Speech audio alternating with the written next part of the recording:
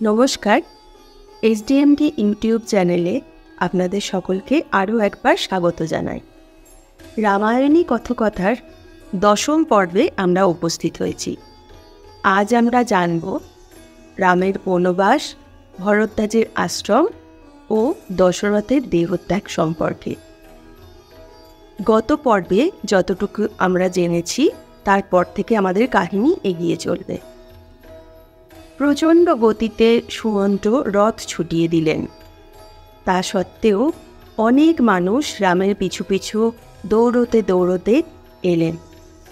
আবাল বৃদ্ধ বনিতা যখন রামের পিছন পিছন যাবেন ঠিক করে নিয়েছিলেন, তখন রথ থেকে নেমে রাম, লক্ষ্মণ ও সীতা তিনজনেই হাঁটতে লাগলেন। সন্ধ্যা সমাগত। তমসা নদীর তীরে সবাই এসে উপস্থিত হলেন। সেখানেই রাত্রিবাসের আয়োজন করা হলো। পরদিন ভোর। অযোধ্যাবাসীরা ঘুমে অচেতন। রাম সুমন্তকে বললেন, এইটিই উপযুক্ত সময়। নির্দেশ দিলেন রথ প্রস্তুত করতে। তিনজনে রথে উঠলে সুমন্ত রথ ছুটিয়ে দিলেন।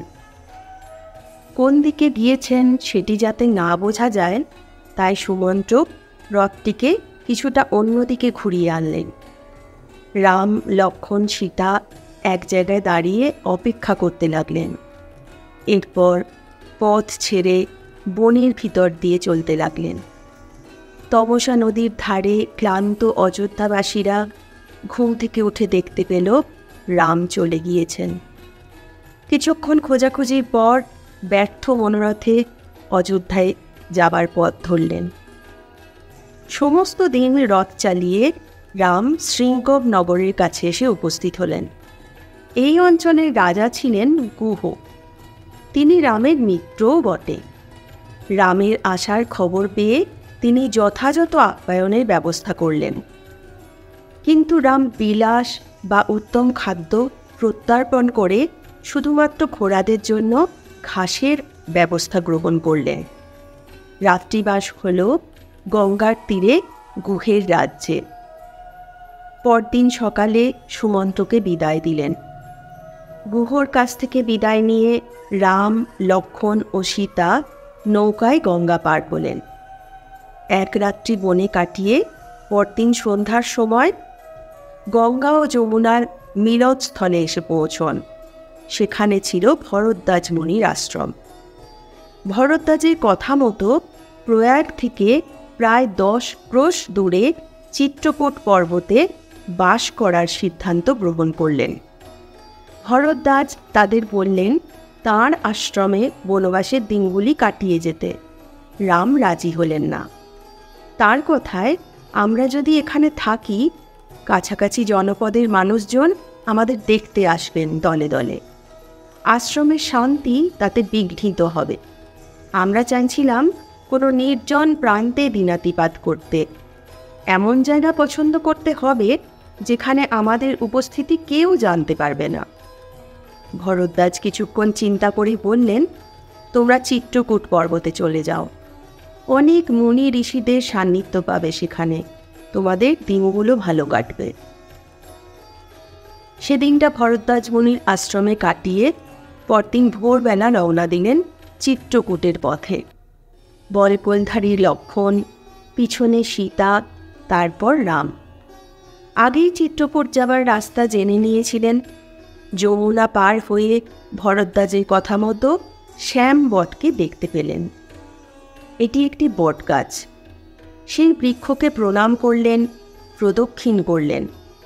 সেদিনটি শ্যাম বটের নিচে থাকার কথা বললেন রাম। নির্জন সেই বটবৃক্ষের নিচে খাদ্য সংগ্রহ করে সুখে নিদ্রায় গেলেন রাম, সীতা। লক্ষ্মণ রইলেন পাহারায়। পরের প্রহরে রাম পাহারায়।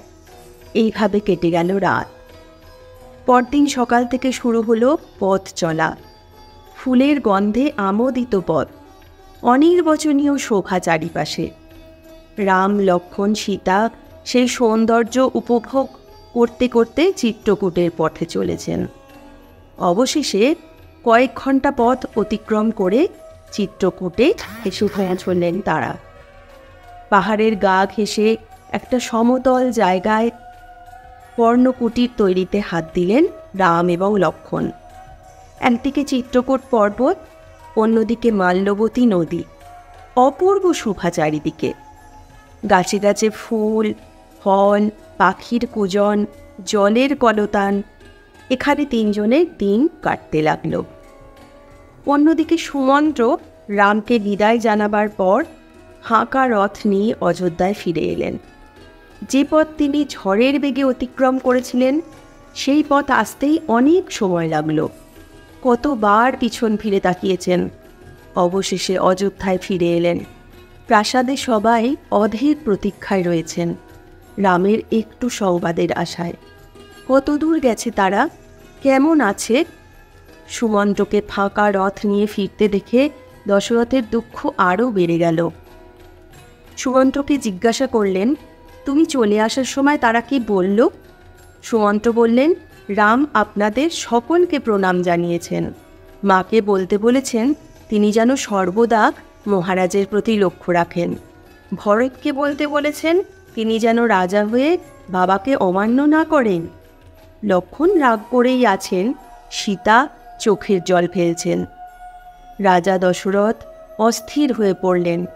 মনে পড়ে গেল অন্ধমুনির অভিশাপের কথা। একবার মৃগয়ায় গিয়ে সরযূ নদীর তীরে গিয়েছি, হঠাৎ জলের শব্দ পেলাম। মনে করলাম কোনো একটি পশু হয়তো জল খাচ্ছে। শব্দভেদী বাণ ছুড়লাম। একটি আর্তনাদ ভেসে এলো। কাছে গিয়ে দেখি এক ঋষি কুমার তীরবিদ্ধ হয়েছে। সে যন্ত্রণায় অস্থির অবস্থায় ক্ষীণ স্বরে রাজাকে বলল, আমি মা বাবার একমাত্র সন্তান, অন্ধের জ্যোষ্ঠী। আপনি দয়া করে আমার মা বাবাকে আমার খবরটা দেবেন। অন্ধমুনি তাদের একমাত্র পুত্রকে হারিয়ে দশরথকে অভিশাপ দিয়েছিলেন, আমার মতোই তোমাকেও একদিন মরতে হবে পুত্র শোকে।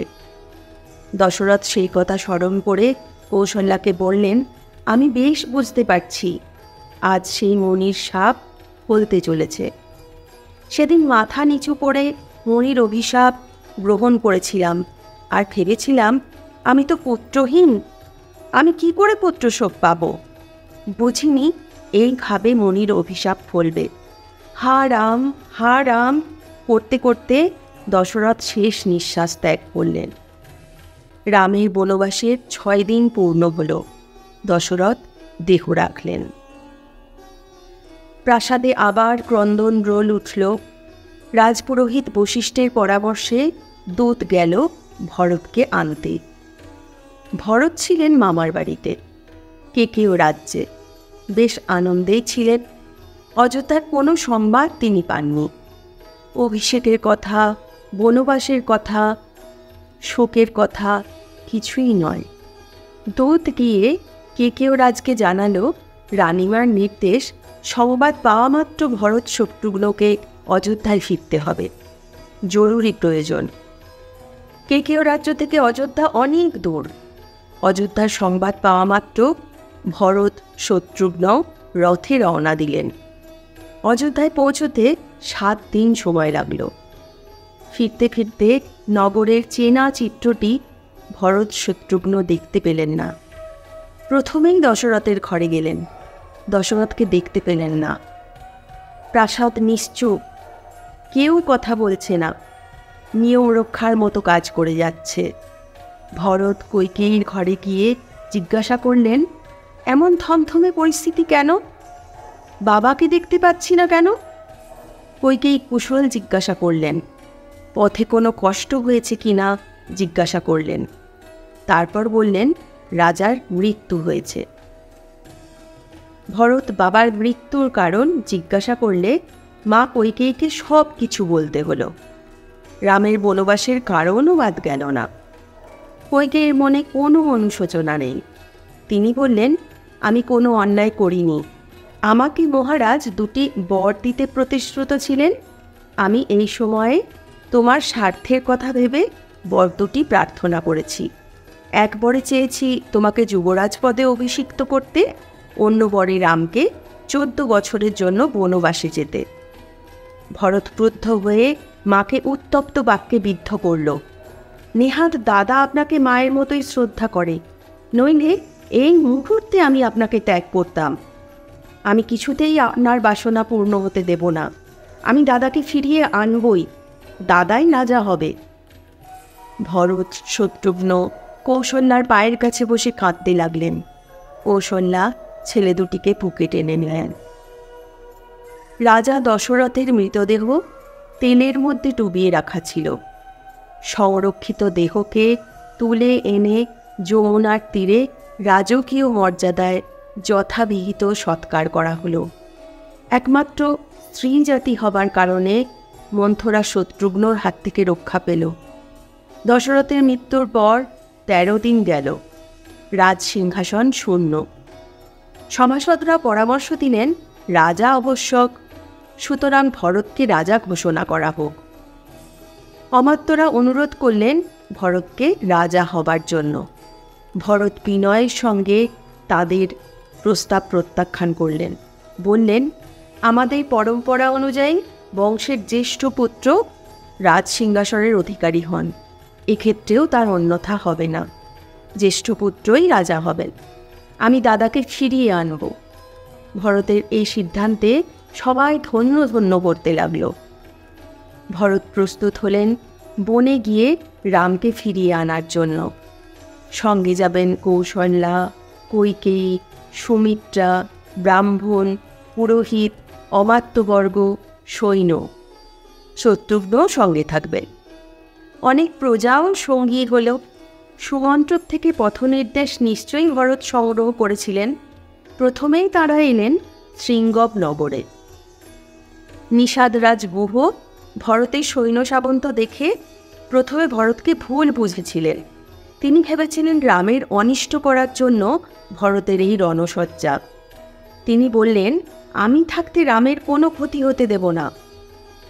ভরতের সঙ্গে দেখা হবার পর তাঁর ভুল ভেঙে যায়। গুহ তখন ভরত শত্রুঘ্নকে দেখান কোথায় তারা ঘুমিয়েছিলেন। সেই ইঙ্গদি গাছের তলা, সেই কুশ এখনও বিছানো আছে।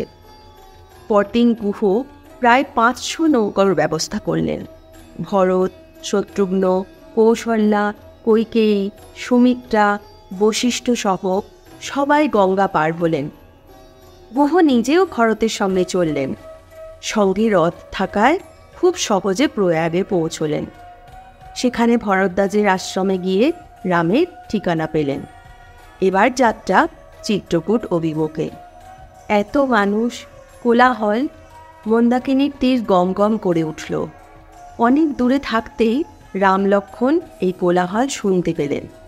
লক্ষ্মণ একটি শাল গাছে উঠে চারদিক দেখলেন। রাম তখন যজ্ঞে অর্পণে ব্যস্ত। শালগাছ থেকে নেমে লক্ষ্মণ বললেন, দাদা, শীঘ্র যজ্ঞের আগুন নিভিয়ে ফেলো। তীর, ধনুক, বর্ম নিয়ে প্রস্তুত হও। ভরত আমাদের সঙ্গে যুদ্ধ করতে আসছে। তবে আজ ভরত ও তার সব সৈন্যদের আমরা মেরে ফেলব। রাম বললেন, ভরত কি কোনোদিন তোমার অনিষ্ট করেছে? না। তবে তাকে সন্দেহ করছো কেন? যজ্ঞের ধোঁয়া দেখে দূর থেকে ভরতের মনে হলো রামের দেখা ওইখানেই পাওয়া যেতে পারে। মায়েদের সঙ্গে নিয়ে বশিষ্ঠ, শত্রুঘ্ন ও ভরত এলেন রামের কুটিরে। রামকে দেখে ভরত ছুটে এসে রামের পা জড়িয়ে ধরলেন। ভরতকে দেখে বিস্মিত হলেন রাম। ভরতের বেশ সন্ন্যাসীর, গাত্রবর্ণ শ্যামলা হয়ে গিয়েছে। রাম ভরতকে বুকে টেনে নিলেন। দোভাই কাঁদলেন অঝরে। তারপর ভরত বাবার মৃত্যু সংবাদ দিলেন। মৃত্যু সংবাদে রামের হৃদয় আরও মথিত হল। ভারাক্রান্ত মনে মন্দাকিনীর তীরে বাবার উদ্দেশ্যে তর্পণ ও পিণ্ডদান করলেন। কৌশল্যা, কৈকেয়ী, সুমিত্রা রামেদের পর্ণকুটিরে দিনহীনভাবে থাকতে দেখে দুঃখিত হলেন। কৈকেয়ী কাঁদতে লাগলেন। সম্ভবত নিজের ভুল তিনি বুঝতে পেরেছেন। ভরতকে রাম বললেন, তুমি চিহ্ন পড়েছ কেন? তুমি তো সত্যবদ্ধ নও। তবে এই বেশ কেন তোমার? তুমি অযোধ্যায় ফিরে চলো দাদা, আমরা তোমাকে ফিরিয়ে নিয়ে যেতে এসেছি। তা হয় না ভরত। কেন হয় না দাদা? আমার মায়ের প্ররোচনায় বাবা এমন কথা বলেছেন। সত্যি কি এমন কথা বলেছেন বাবা নিজের মুখে? বাবার প্রতিশ্রুতি ছিল মায়ের কাছে যে তিনি তার কথা মেনে নেবেন। এরপর মা নিজ মুখে এই কথাগুলি বাবার কথা বলে উপস্থাপন করেছিলেন। তোমাকে সে কথা মানতে হবে কেন? রাম বললেন, মা কইকেয়ী যা বলেছেন তা হয়তো অজ্ঞানে বলেছেন। তুমি মাতৃনিন্দা করো না। বাবা আজ নেই, কিন্তু তার সত্য, তাঁর দেয়া প্রতিশ্রুতি সে তো আছে। তা আমাকে পালন করতেই হবে। আমাকে 14 বছর বনবাসে কাটাতেই হবে। তোমাকে অযোধ্যার সিংহাসনে বসতে হবে। অনেকক্ষণ ধরে বাক্য বিনিময় হলো। শেষে ভরত বললেন, ঠিক আছে, আমি চিরপরে বনবাসে থাকি, তুমি গিয়ে রাজসিংহাসনে বসে রাজত্ব করো। তা হয় না ভাই, পিতা আমাকেই বনবাসে থাকতে বলেছেন। কিছুতেই রামের মতকে খণ্ডন করতে না পেরে ভরত বললেন, ঠিক আছে দাদা, তোমার পাদুকা জোড়া দাও, আমি মাথায় করে নিয়ে যাই। অযোধ্যার সিংহাসনে তোমার পাদুকা জোড়া রেখে আমি পাদুকার দাস হিসেবে রাজ্য শাসন করব। ভরতের জেদের কাছে হার মানতে হলো রামকে। পাদুকা দিলেন রাম। ভরতকে বললেন, আমি নিশ্চয়ই 14 বছর পরে ফিরব, তুমি মায়েদের দেখো। ভরত রামের পাদুকা মাথায় নিয়ে হাতির পিঠে চড়ালেন। অযোধ্যায় পৌঁছালেন সবাই। ভরত রামহীন অযোধ্যায় থাকতে চাইলেন না। কাছে নন্দীগ্রাম নামের একটি নগরে সোনার সিংহাসনে স্থাপন করলেন রামের পাদুকা। পাদুকারই অভিষেক হল। ওই পাদুকার সেবক হয়ে ভরত রাজ্য শাসন করতে লাগলেন। কইকেয়ীর একটি বর ফলপ্রসূ হলেও অন্যটি হল না। ভরত রাজা হলেন না। ভরতেরা চলে যাওয়ার পর রাম দেখলেন সৈন্যরা হাতি ঘোড়া এক জায়গায় থাকার ফলে জায়গাটা ভালো নেই। অন্য কোথাও যাওয়া যায় কিনা ভাবছিলেন। এমন একটি সময়ে চিত্রকূটের তপস্বীরা অন্য জায়গায় যাওয়ার সময়ে রামের কুটিরে এলেন। তারা জানালেন, রাবণের এক সৎ ভাই খড় পঞ্চবটির কাছে দণ্ডকারণ্যে ঋষিদের ওপর অত্যাচার শুরু করেছে। দুর্বল তপস্বীদের মেরে ফেলছে। আমরা তার হাত থেকে রেহাই পেতে কাছেই অত্রিমণির আশ্রমে যাচ্ছি, তোমরাও সেখানে যেতে পারো। রামও চাইছিলেন জায়গাটা ছেড়ে অন্য কোথাও যেতে। লক্ষ্মণ ও সীতার সঙ্গে চিত্রকূট ছেড়ে অত্রিমণির আশ্রমে চলে এলেন। অত্রিমণি ও তার স্ত্রী অনুসুয়া রামদের আপ্যায়ন করলেন, আদর যত্ন করলেন। সীতাকে দিলেন শাড়ি, গয়না, সুগন্ধি। সীতা অলঙ্কারে সজ্জিত হয়ে অনুসুয়াকে প্রণাম করলেন। রাম পরামর্শ চাইলেন অত্রিমণির কাছে কোথায় যাওয়া যায় সেই বিষয়ে। প্রত্যেকের মতো অত্রিমণিও চাইলেন তাঁদের কাছেই রাম, লক্ষ্মণ ও সীতা থেকে যান। রাম রাজি না হলে অত্রি নির্দেশ দিলেন দণ্ডকারণ্যের পথে যেতে, সেখানে মনের মতো জায়গা পাওয়া যেতে পারে। দণ্ডকারণ্যের পথ অতি মনোরম। মুনি ঋষিদের আশ্রম, জঙ্গল, সেখানে নানা পাখির ডাক। তিনজনে মিলে শোভা উপভোগ করতে করতে দণ্ডকারণ্যের গভীরে এসে পৌঁছলেন। এখানে সাক্ষাৎ হল বিরাধ নামে এক রাক্ষসের সঙ্গে।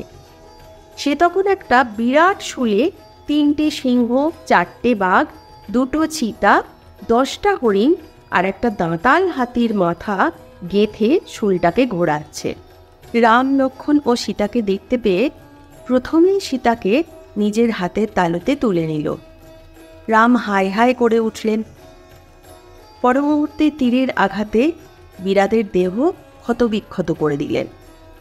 সেই সময় সীতাকে ছেড়ে রাম ও লক্ষ্মণকে নিয়ে গভীর বনে চলে গেল। সীতা আর্তনাদ করছেন, আমাকে খাও, ওদের ছেড়ে দাও। ব্রহ্মার বরে অস্ত্রে অবদ্ধ ছিল বিরাদ। রাম লক্ষ্মণ কিছুতেই কাবু করতে না পেরে বিরাদের 2 হাত ভেঙে দিলেন। রামকে চিনতে পারল বিরাদ। হাত ভেঙে গেছে, হাত জোর করতে পারল না। রাম লক্ষ্মণ মাটিতে নেমে এসেছেন। বিরাট বলল, আমি চিনতে পেরেছি আপনাকে, পুরুষ শ্রেষ্ঠ, আমি পূর্বজন্মে ছিলাম গন্ধর্ব। তুঙ্গুরু রম্ভার প্রতি আসক্ত হয়ে পড়ায় কুবেরের সভায় আমি সময় মতো পৌঁছতে পারিনি, তাই কুবেরের শাপে আমি রাক্ষস হয়েছি। কুবের বলেছিলেন, আপনার হাতে বধ হলে আমি শাপমুক্ত হব। আমি অস্ত্রে অবদ্ধ, আমাকে কোনো খাদে ফেলে দিলেই আমার মৃত্যু হবে, আমি শাপমুক্ত হব।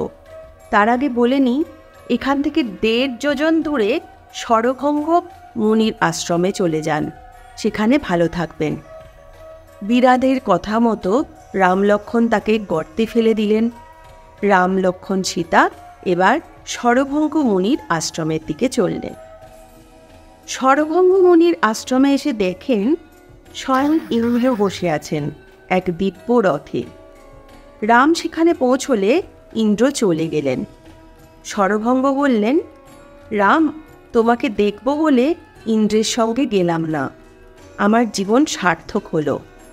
তোমরা সুতীক্ষ্ণ মুনির আশ্রমে যাও। শরভঙ্গ এরপর যোগস্থ হয়ে দেহত্যাগ করেন। শরভঙ্গের মতো সুতীক্ষ্ণ মুনিও অপেক্ষা করছিলেন রামের আগমনের, রাম দর্শনের প্রতীক্ষায়।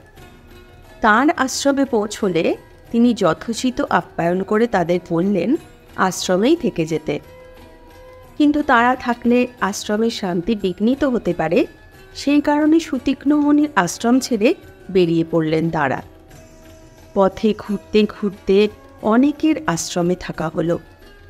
এভাবেই কেটে গেল 10টা বছর। অনেক বছর পর ফিরে এলেন ছায়া শনিবীর সুতীক্ষ্ণ মুনির আশ্রমে। জেনে নিলেন অগস্ত্য মুনির আশ্রমে যাওয়ার পথ। সেই মতো পথ চলতে চলতে অগস্ত্য মুনির ভাইয়ের আশ্রমে এক রাত্রি কাটিয়ে অগস্ত্য মুনির আশ্রমে পৌঁছলেন। রাম এই আশ্রমে শোনালেন ইল্লল বাতাপি কাহিনী। রাম বললেন, ইল্লল আর বাতাপি নামে 2 রাক্ষস এই অঞ্চলে থাকত আর তপস্বীদের হত্যা করত। তাদের হত্যা করার কৌশলটিও ছিল সাংঘাতিক। মায়া বলে বাতাপি ভেড়া সাজত, ব্রাহ্মণদের নেমন্তন্ন করে আনত, তাদেরকে ভেড়ার মাংস খাওয়ানো হতো। তারপর ইল্লল বাতাপির নাম ধরে ডাকত। অতিথির পেট ভেদ করে বেরিয়ে আসত বাতাপি। এইভাবেই তপস্বীদের মৃত্যু হতো। মুনি অগস্ত্য সব জেনেই একদিন ইল্লল বাতাপির নিমন্ত্রণ রক্ষার জন্য এলেন। ইল্লল একই রকমভাবে তাকেও ভেড়ার মাংস খাওয়ালেন। অগস্ত্য বাতাপিকে হজম করে ফেললেন। খাওয়া শেষে ইল্লল ডাকল, বাতাপি বাতাপি। বাতাপি এলো না। অগস্ত্য ইল্ললকে বললেন, আমি বাতাপিকে হজম করে ফেলেছি। সে কথা শুনে ভয়ঙ্কর রেগে ইল্লল অগস্ত্যকে খেতে উদ্যত হল। অগস্ত্য তখন ইল্ললকে ভস্ম করে দিলেন। ইল্লল বাতাপির হাত থেকে রক্ষা পেল তপস্বীরা। অগস্ত্য রামকে দিলেন বিশ্বকর্মার তৈরি একটি ধনুক, ব্রহ্মদত্ত নামে একটি বাণ, অক্ষয় দূন, একটি আশ্চর্য খড়গ। রাম কৃতজ্ঞ চিত্তে উপহারগুলি গ্রহণ করে একটি সুন্দর জায়গার খোঁজ দিতে বললেন। অগস্ত্য পঞ্চবটির কাছে কুটির নির্মাণ করতে বললেন। পঞ্চবটি একটি সুন্দর বন, গাছ, পাখি, ফলমূল, হরিণ, ময়ূর সব সেখানে আছে। অগস্ত্যের নির্দেশ মেনে সেখানেই কুটির স্থাপন করলেন রাম। আমাদের রামায়ণী কথকথার 10ম পর্বের এখানেই সমাপ্তি হলো। SDMT চ্যানেলে আমাদের এই রামায়ণ ও মহাভারত সম্পর্কিত ভিডিওগুলি আপনাদের কেমন লাগছে আমাদের কমেন্ট করে জানান, এবং আমাদের SDMT চ্যানেলকে যদি আপনারা মনে করেন তাহলে লাইক, শেয়ার, সাবস্ক্রাইবও করতে পারেন। তাহলে আপনাদের পাশে পেয়ে আমাদের খুবই ভালো লাগবে। সকলে ভালো থাকবেন। নমস্কার।